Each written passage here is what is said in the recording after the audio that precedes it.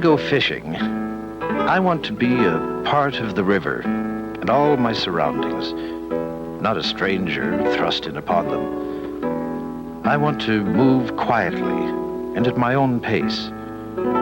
I want to see and hear and understand.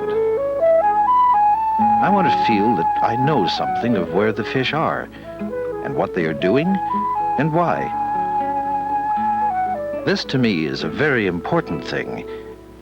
It gives a sense of identification with the whole natural world, which I think most of us are looking for. Yet in searching for it, we have no need to damage or reduce anything of this precious environment. Quotations from the writings of Roderick Haig-Brown, born 1908, died 1976. Writer, fisherman, magistrate, conservationist.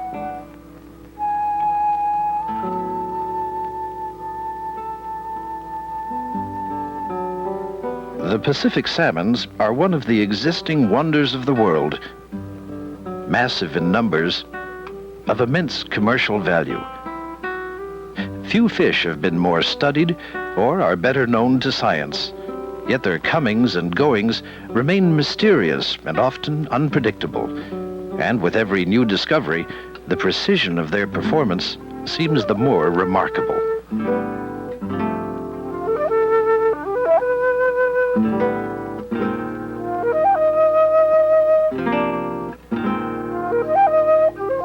Pacific salmon have penetrated practically every river system tributary to the whole vast semicircle of the North Pacific Ocean.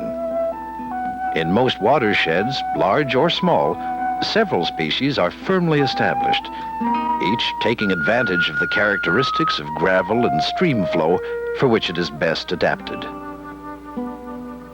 It is in the freshwaters that permanent damage is brought about, and it is here that men can do the most to restore and compensate.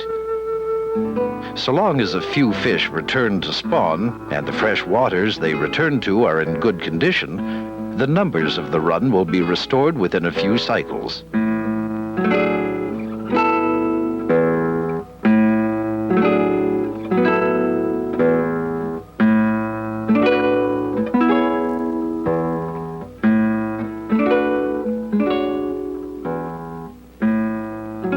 For many years, my father, Roderick Haig-Brown, fished, wrote about fishing, and battled to conserve fish habitat in British Columbia.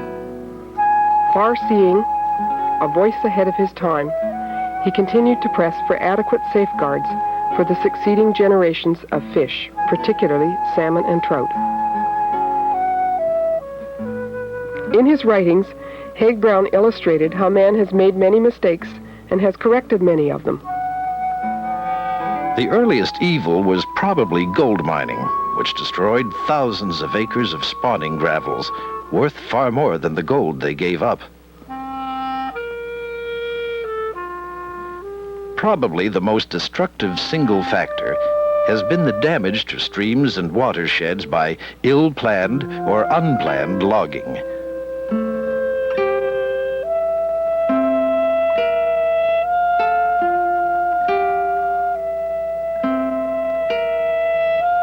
Dams, irrigation, and headwater logging are all factors that can and do affect the runs, sometimes immediately and disastrously, more often by subtle and cumulative attrition. Finally, there is pollution. Pollution of a stream through industrial wastes, sewerage, crop spraying, or forest spraying need not kill fish to destroy salmon runs. A fish may be successful in passing through a stretch of polluted water, but the decreased oxygen content of the water will have forced him to work harder and reduce his total strength. Each local stock is peculiarly adapted to the conditions of its area, and once a stock is wiped out, it can be extremely difficult to replace. The Adams stock is an outstanding example. About 1908, a logging company built a splash dam at the outlet of Adams Lake to flash float logs down the river. This prevented access of an early run of salmon into Adams Lake and the upper Adams River, and the sudden release of water and logs, scouring out eggs and gravel, devastated the spawning beds below the dam. Between floods, the gravel was left dry, so that eggs were exposed and frozen in winter. Use of the dam was stopped in 1922, and it was finally removed in 1945, but the entire salmon run into the upper Adams had been wiped out. With normal water flow restored to the spawning gravels of the lower Adams, the salmon run there was restored to historic levels.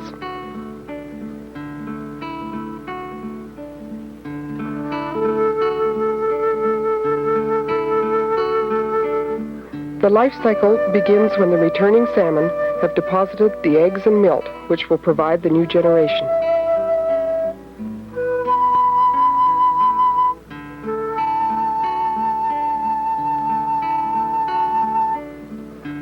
The action of the spawners, working upstream as they nest, has covered the new eggs with protective gravel.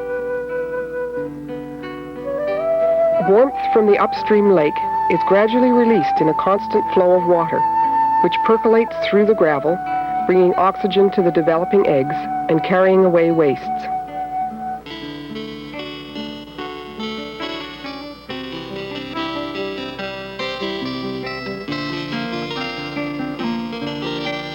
Hatched alevins live off their egg sacs before emerging in early spring to feed and travel.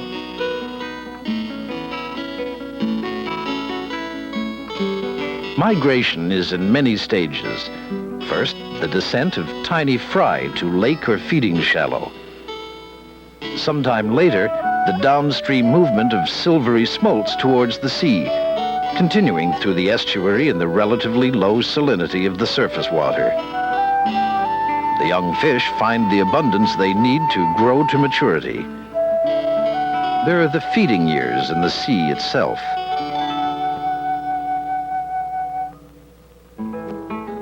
Then the slow return, gradually increasing in tempo until the estuary is reached.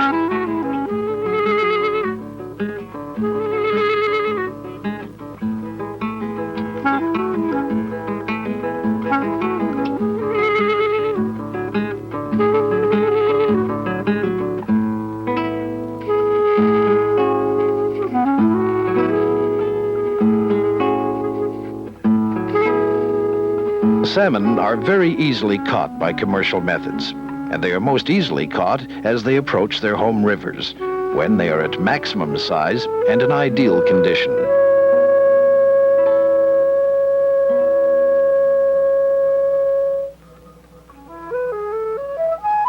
The demands of freshwater life are altogether different. The fish carries enough reserves of fat and protein to allow him to make his upstream journey, develop to full maturity, dig the nest, and complete the spawning act. There will be little or nothing left over. The energy reserves he carries with him are hereditary, and so exact that a delay of 3 days will impair spawning efficiency, and delays of 12 days will prevent spawning entirely. Any significant change in a river's temperature, any change in the physical and chemical values of the water is likely to cause confusion and delay the migrating fish, and so waste energy. It takes the salmon about 18 days to make their way from the sea to the mouth of the Adams River. 2 days up from Hell's Gate, the sockeye leave the Fraser, entering the Thompson River at Lytton, to go east, north, then east again through Kamloops Lake and Little Tsútswecw Lake, back to their birthplace on the gravel beds of the Adams and Little Rivers.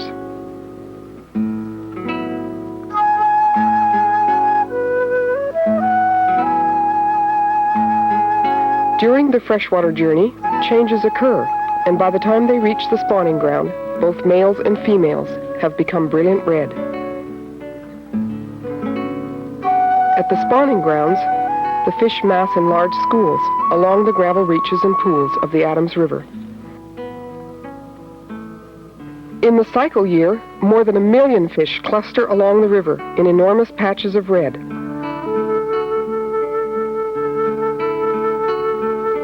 More than 100,000 people come to watch sockeye salmon spawning in the Adams River when the dominant cycle returns. They will find a sense of wonder in what they see, and many will feel a sense of spiritual renewal.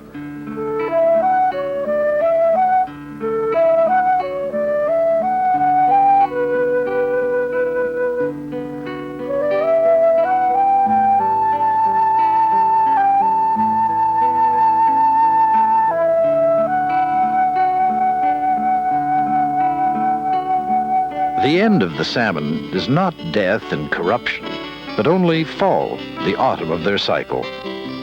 They come to the spawning gravels in all their brilliant colors. Like the autumn leaves above them, they have their time of fierce glory.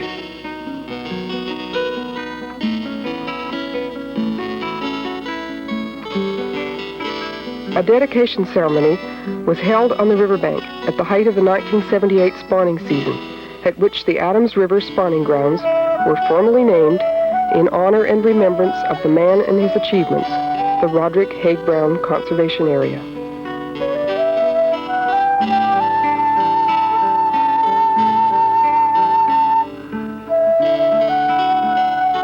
The park includes both sides of the Adams River for its full length, all the way from the outlet at Tsútswecw Lake upstream some 11 kilometers to the Adams Lake, and covers 977 hectares of land.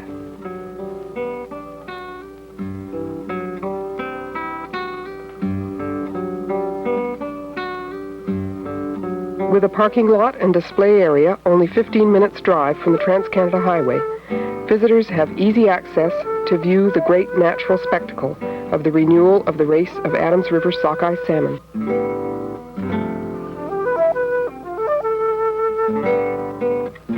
Rapidly maturing in their scarlet schools, within 9 or 10 days, the salmon have paired up and spawned, each female depositing more than 3,000 eggs. The salmon runs are a visible symbol of life, death, and regeneration, plain for all to see and share. Everything about the fish, blood, tissues, organs, the whole body and all its parts ages simultaneously. He dies totally, his whole life force used up in the fulfillment of return and reproduction. The bodies litter the stream banks, while the eggs are nourished by the fresh water flows in the gravel. Other wildlife come in to feed on the dead and dying fish.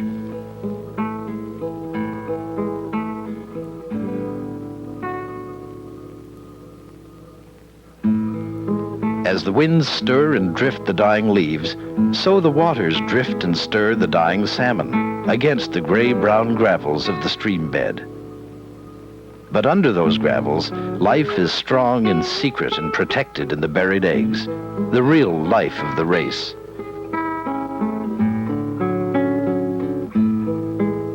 In the spring, life will burst from the gravel as it bursts again from the trees, into the massive yield of the new cycle. Death is seldom more fleeting or more fertile than this. And there will be salmon and more salmon to complete this cycle, so long as they are allowed to enter rivers to their spawning in sufficient numbers. So long as the way to the spawning beds is kept clear and easy and open. And so long as the rivers are kept clean and fresh and pure. It is as simple as that.